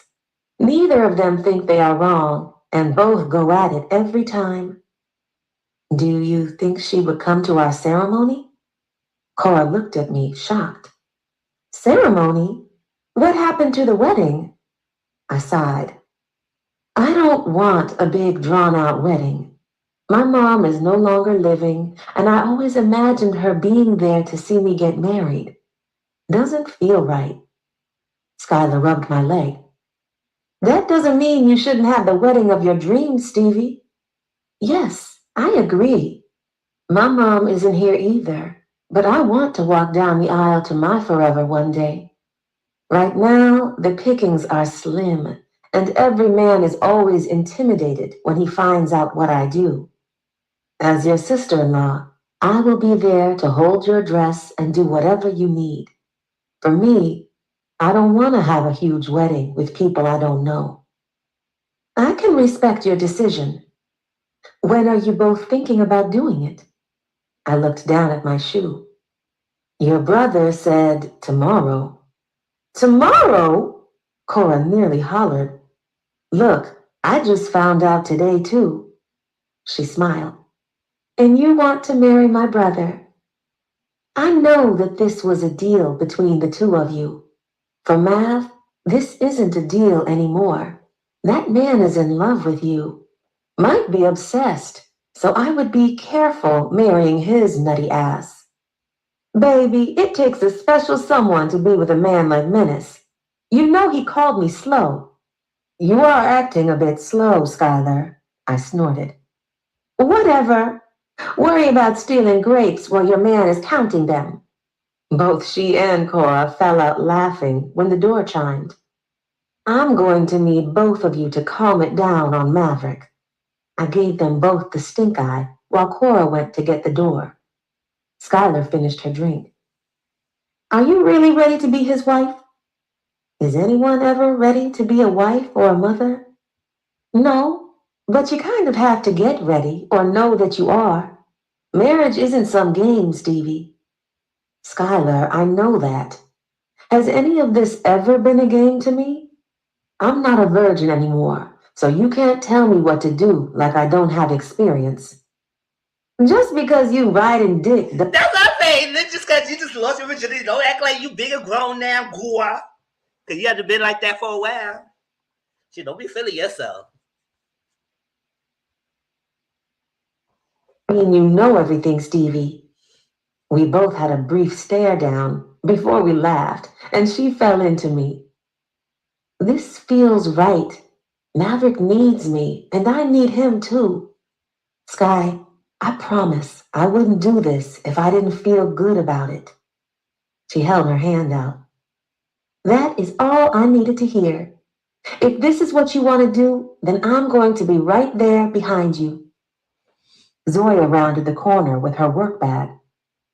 Hey, Stevie and Skylar. She came over and kissed our cheeks before flinging her bag onto the table and plopping on the opposite couch. Tequila and honey and hold the lime, she told her sister, who went right into making her drink. Long day? The longest damn day in history, and the day isn't even over. I had court all morning and cleared my afternoon to be here, but sheesh. I'm not even supposed to say anything, but because she's not my client yet, I can say it. Gerald's parole officer is suing the city and has retained the firm to represent her. Skylar snorted. Was she not fucking him in return for letting him slide all over the damn country and out the country? Zoya accepted the drink from her sister and took it back. She was. They fired her because she had another parolee that she was doing the same thing with. Claims she hasn't slept with anyone and has only done her job. Gerald is sitting behind bars because of her. Fuck you mean? Skylar laughed, and I was trying to figure out the joke. Just be honest with yourself. You miss that man. I do miss running into him. Cora snickered. From what you told me about him, I think he and Maverick would get along. Zoya sucked her teeth. Too bad I don't really care about impressing my brother. He told me to get the fuck out of his life. House, Zoe, I corrected. It's the same thing, she shrugged. No one is saying that he isn't wrong, though. You just have to both be willing to sit down and talk about it. Zoya laughed. Yeah, I'm not doing that.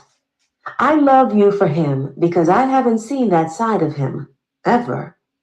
I'm not about to pretend like me and Menace aren't like oil and water. Will you at least come to our ceremony?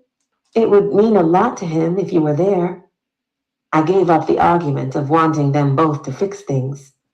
It would have to take them both to want to fix their relationship, and neither of them were in the space to do that.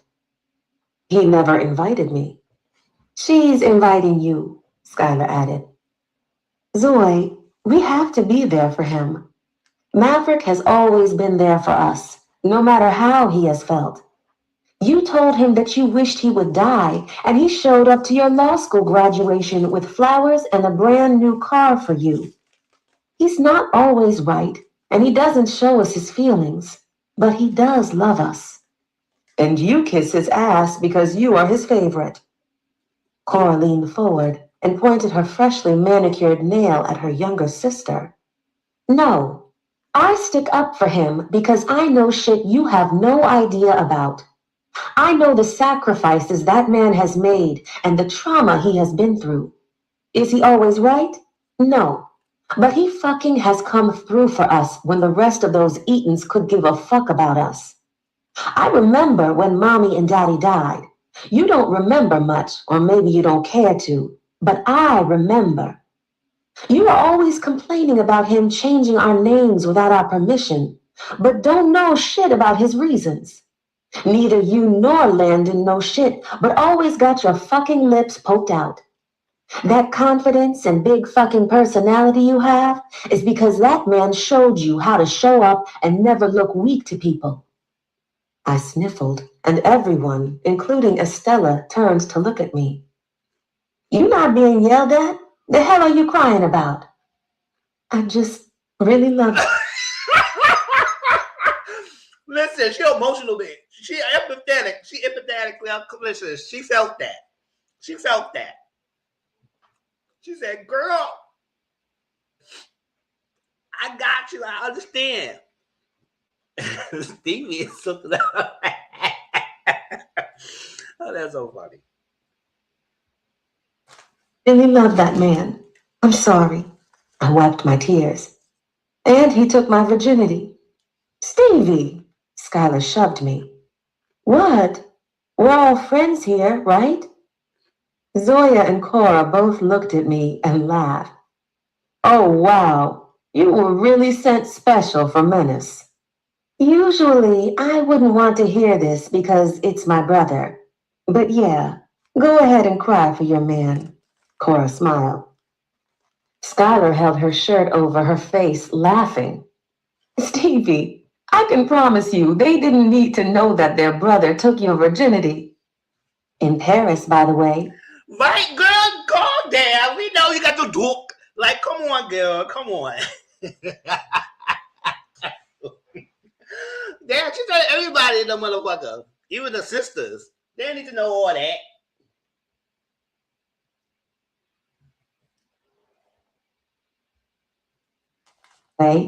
And he proposed to me. Both Zoya and Cora jumped up when I showed them my ring. As in getting down on one knee and professing his love for you? I smiled widely. He did. Duke even recorded it for me to have. While they both held my hand, I grabbed my phone and showed them the video. While Zoya was trying to see, Cora took my phone and plopped down in the chair. Tears fell down her face as she watched the video. Damn, Kay, can I see the video too? You couldn't stand him a minute ago, Skylar added with a smirk on her face. Zoya stuck her middle finger up. Mind your neck and worry about why you've been staying the night with Corleone. All right, not too much in my business. Skylar quickly wanted to switch the subject when we got on her and Corleone secretly creeping on the low. Mama, Cor is calling. Estella showed her tablet, and Corleone happened to be FaceTiming her. You can answer. She got excited as she slid her finger across the screen. Stelly baby, he greeted soon as he saw her face. You can go down to the room on the left if you need more privacy, Zoya told her because Cora was still watching the video. She had crossed her legs and was all into it. Skylar took Estella, and they went to talk to Corleone in the next room. Cora swiped away a tear as she held my phone in her hand. Do you mind sending me that video and the pictures? I have pictures of everyone. Landon graduating from college the first time, then Zoya, but nothing with Maverick. He never smiles in pictures. He doesn't take them at all, Zoya added, and snatched the phone to watch the same video her sister had just watched. Anyway, seeing him speak how he feels about you, God, I never thought I would see the day. You really make him happy, and I can see that he makes you the same way. We both turned and watched as Zoya quickly tried to catch the tear that slipped down her face. What? I'm not heartless now. You both look so happy. The fact that he's wearing pants and not sweats. He did that all on his own. I've only seen him in sweats and suits, and he only wears suits when he has to. Cora smiled. Will you both come tomorrow? I know it would mean a lot to him that you are there. It would mean a lot to me, too. Aside from Skylar, I don't have any family. Cora switched seats and sat next to me, pulling my hands into hers. I wouldn't miss it for the world. Zoya smiled. The fact that you didn't run for the hills means you love him. I will move some things around and be there. Invite Landon, too. I know he's been trying to talk to Maverick, and he's not in the space to talk to him. And you see why I don't reach out, Zoya pointed to her sister. No excuses. I will call Landon tonight, and we will be there. I will move some cases I have and make sure I'm there. Cora, you need to be careful, Zoya warned her. I will make sure I am protected, but I am not missing my brother getting married. She looked at her sister. Thanks, guys. Zoya continued to watch the video, and I could see that she felt the same as her sister. Where Cora was easy to show her emotions, Zoya wasn't. They were the same person, just in different fonts. Zoya was the kind of person that didn't reveal her emotions, and she played hard. It would take a strong man to pull her out of this tough exterior that she put on. Don't mention it. The food should be here soon, and while we're waiting, I'm going to book you with my hair girl. Oh, don't worry about it. I'm going to my stylist. I told her, and she lowered her phone. Last minute? She's going to take me in. Always makes time to squeeze me in. I laughed because Cindy was going to kick my ass and hug me all at the same time.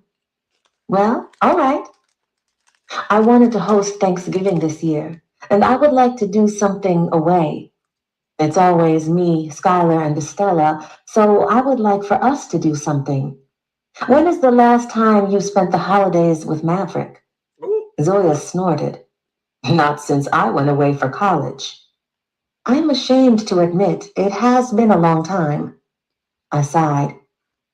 I think it would be nice to do something as a family before the baby gets here. Cora and Zoya both gasped super loud. What? I'm going to be an aunt? Oh, I have to start shopping now. I'm going to... Girl, we even know you pregnant yet. Oh, we know he shoot the club up. We ain't know you pregnant yet. Don't be putting that in existence yet. You ain't going to the doctor yet. Going to be Auntie Z, the fine, rich one. Zoya sat on the edge of her chair, excited like Cora. Well, the baby is going to have two fine aunts, because Auntie Kay is fine too, and she's rich too. I'm not pregnant, but you see how excited you were. Let's keep that same energy for spending the holidays together. Stevie, what the hell?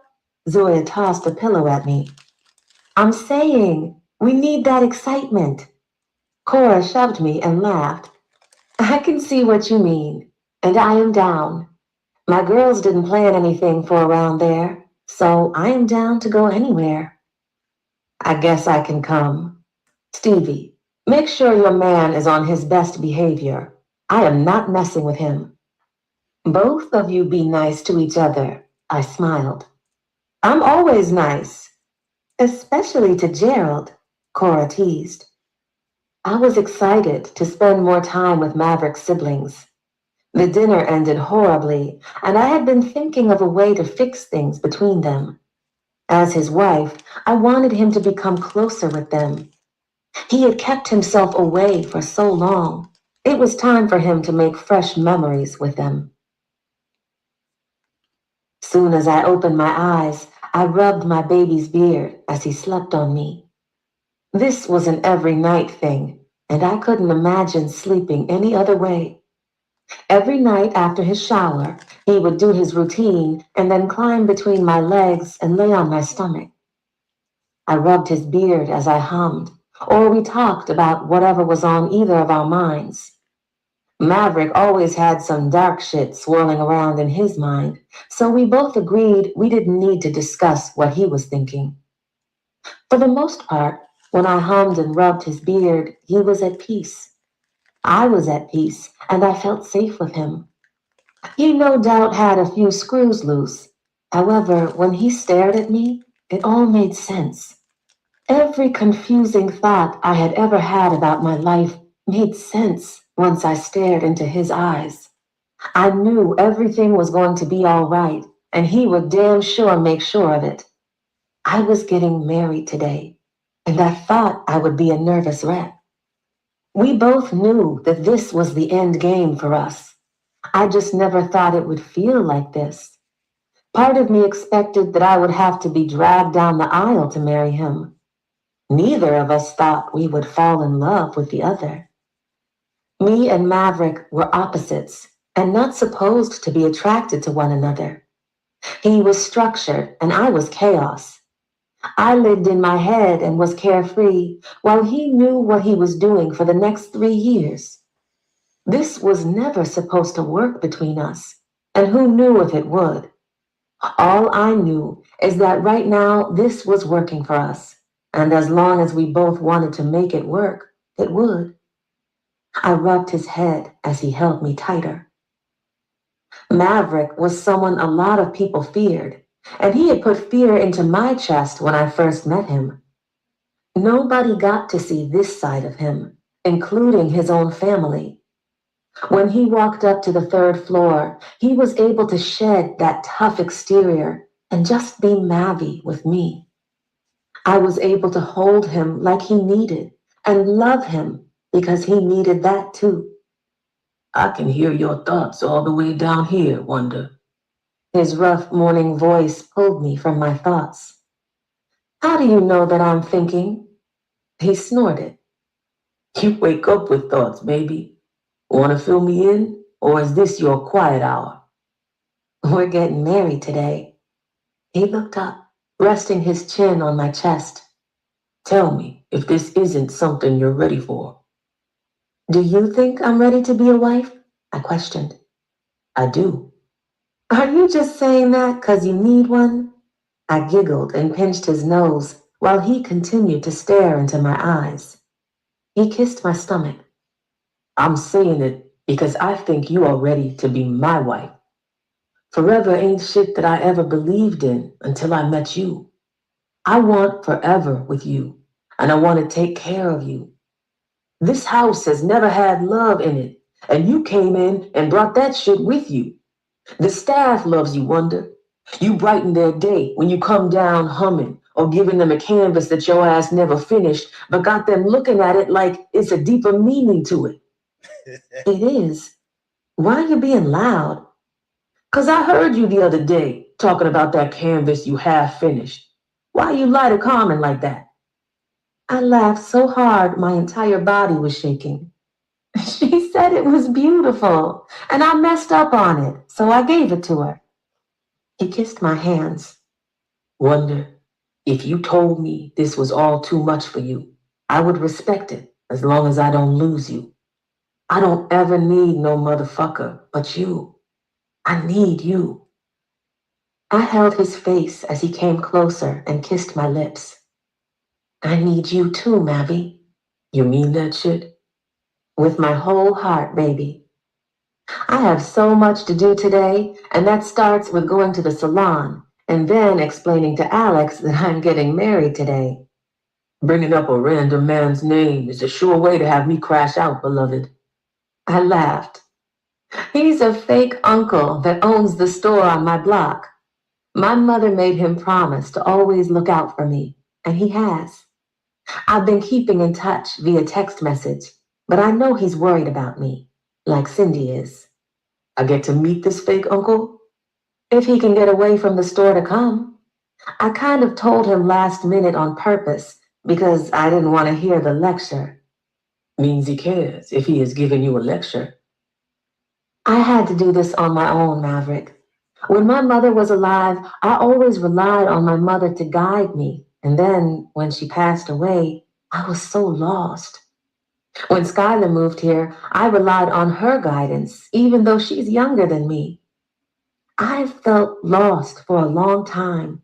And this time, I needed to make this decision without anyone else's opinion. I had to form my opinion on my own, go with what my heart and gut was telling me. As much as I love Alex, he would have called me crazy and tried to convince me to do the opposite. What are your gut and heart telling you now, Wonder? I used my finger and brushed his lashes. My favorite thing about him. That you are the one for me. You give me the space to live in my head, but you also reel me in, too. I can never get too deep in my head before you're telling me that I'm thinking too loud. I giggled while my eyes filled with tears. I feel protected and safe with you, Maverick. I hope I make you feel the same way. He kissed my lips. They never had a woman make me feel the way that you do, Wonder. When I pull through our gates, I can't get up the hill quick enough because I know you are waiting for me. Coming home to an empty house was something that came with my life, and I never put much thought into it. I was lonely and craved someone who understood me, and not many do. I'm not even sure that you understand me, but you are patient with me. You don't try and make me someone that I'm not. Like I said, I need and want you. Can't see me not having you. I'm glad you're a thief, because we wouldn't have crossed paths. I'm not a thief, Mitchell. Wanda, you had Shorty putting my money in your account. I'm gonna go with you a partial thief. Oh, and baby, you don't gotta steal grapes no more. We got money to buy some. Anyway. I know that's right, child. He ain't a square. He just like to share. Throw a couple of hundreds over here. Drop the Louis, drop the Louis, drop the Louis on my lap. I know that's right. Hey, hey, hey, hey. Wait, we may have crossed paths eventually when Skylar, Corleone, and Jeffy got married, or tried to get married. Either way, when they had a ceremony, I would have met you. That's too long for me. I need you now. Skylar acting slow, so who knows when that will happen. Maverick! I pinched him as he rolled over and pulled me on top of him. He wrapped his arms around me, and I rested my head on him. See you at the altar, Mitchell. Racing you there, Wanda. He kissed my head. After taking a shower and getting ready, me and Duke were on our way to Brooklyn to get my hair done. When Maverick said everything would get handled, he never lied. Green and Jeffy made sure I had shoes, a dress, and anything that I may have needed. They booked a hotel close to City Hall for me to get ready in, and all I had to do was get my hair and makeup done, which I was praying Cindy could squeeze me in and do it. When I mentioned moving the date because it was so last minute, Maverick was set on this date. Stevie Ray, you coming into this salon after I haven't seen you in God knows when, and think I'm not going to whoop your ass? Cindy ran from behind the chair, crashing into my arms. Hey, Cindy. I held on to her as she squeezed the life out of me while cussing me out for showing up. My station was still set up for me, even though I hadn't paid my booth rent since I left for the Bahamas. Cindy was good like that, and she never held things over my head. I was going to miss working here with her. Look at this hair. Dry, and you need your ends clipped. She turned to look at Duke, who stood there. Baby, are you in some kind of trouble? I laughed. No, this is Duke. He is my security. Cindy continued to watch Duke, not understanding why I needed security. Why do you need security, Stevie? I allowed her to pull me over to her station, which was empty. Cindy only took walk-ins on Fridays, which is why I decided to show up this morning. The morning I was getting married to Maverick Caselli. She loosened my bun and started feeling through my curls with her mind going 1,000,000 miles per hour. Promise me that you won't freak out on me. I will not make no such promise. Little girl, tell me what you got yourself mixed in and why this big man is in my shop like you are the president. Honey, take a seat and grab you some water from over there, she told Duke. I'm straight. He continued to take his place near the door, watching me, and Cindy spun me around to face her. Stevie Ray, if you are in some kind of trouble, I have money to help you out of it. It's not much, but I got a boo that won't hesitate to lend me some change. Cindy was known to stay with a man that had some money. Rumor had it that this salon was bought with drug money because she was that girl back then. I promise I am not in any trouble anymore. What trouble were you in? Can we start with the good? She popped her hand onto her hip and stared at me, waiting for me to tell her. Go ahead and give me the good, Stevie. I'm getting married today. Cindy remained quiet as she searched my face. Are you doing drugs? What? No, I am getting married. Right, Duke? To him? She nearly hollered. Beloved, easy on me. Steve-O is old enough to nearly be my niece. I like my women seasoned. Feel me? He licked his lips and Cindy blushed. Am I interrupting something? Oh, not the security guard making her blush. That's the security guard. You better do your. Don't do that. Don't do that. Something here? Cindy turned her attention back to me. Who are you marrying, Stevie? His name is, I paused, correcting myself, Menace. There wasn't much out there on Maverick, including his real name. All you knew was that his name was Menace Caselli, never his full name. Some people didn't even know what he looked like because he moved in the shadows like a ghost. As his soon-to-be wife, it was my job to protect him. That last name, I've heard about it, Caselli. Where do I know that name from? I don't know, but that is who I'm marrying today. How does one go from a vacation to never coming back to work And now you're getting married. Stevie, this is me. What is going on? I sighed and ran down everything that went on. Girl, you're going to ask a million one questions. Get the hair done. But girl, Stevie, answer her question so you get the done to get married, girl. Because damn, she ain't stopping until you answer her questions. Like, hurry up.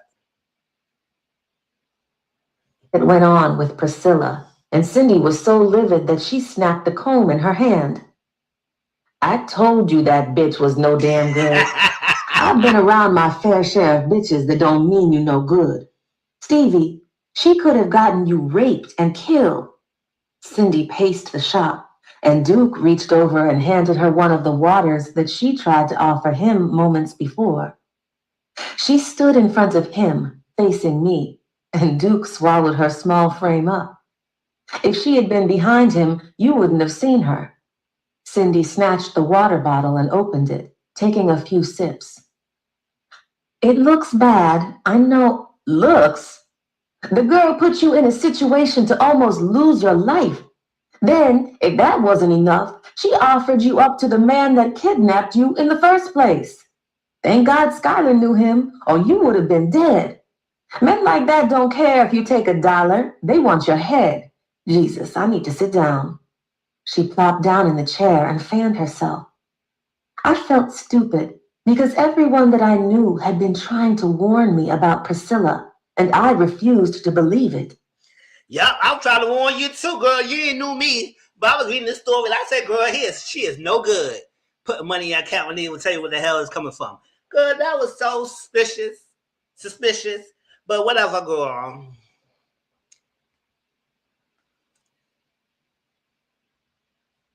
Being so desperate for a friend, I ignored red flags that someone normal would have noticed. I've always known how serious the situation was, even when I was in that warehouse for a week. No matter how nice Beans was to me, I knew that my life was hanging in the balance, and I could be killed at the end of everything. I know. Baby, I need you to use that head more and realize that every chick that is nice isn't your friend.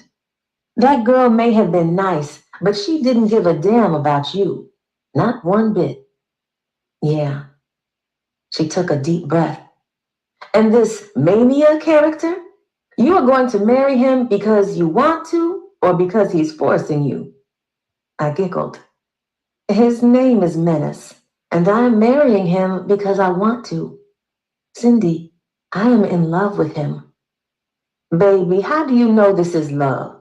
He kidnapped you, then told you that you were going to marry him or that bitch and your father would die? How is it love? She could have left the first night she arrived, Duke answered. I've been with men for a while, and when he first laid eyes on you, I knew you were different. He paced the front of the house for an hour before walking in the first night you came to the house. If he wanted to kill you, he would have, and Skylar wouldn't have stopped that. I smiled as I looked at Duke. I know I love him. I know that's like security girl. You better give it the figure act. You better give it the play-by-play. Chad, because she taking so long to do this hair.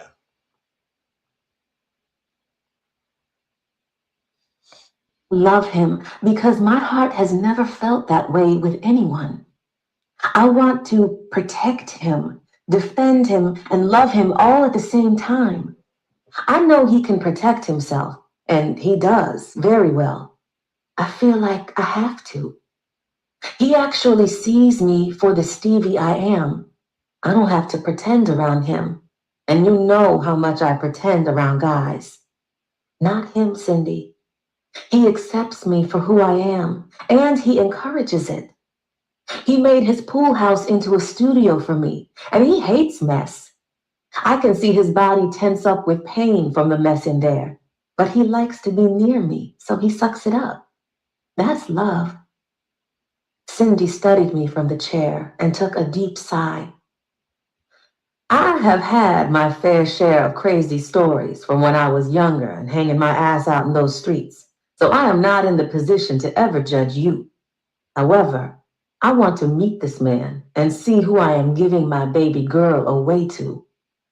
I smiled as she stood up and held her arms out, and I ran into them, hugging her. You can come to our ceremony, please. Child, I'm already mentally preparing how I'm going to run across town to change clothes.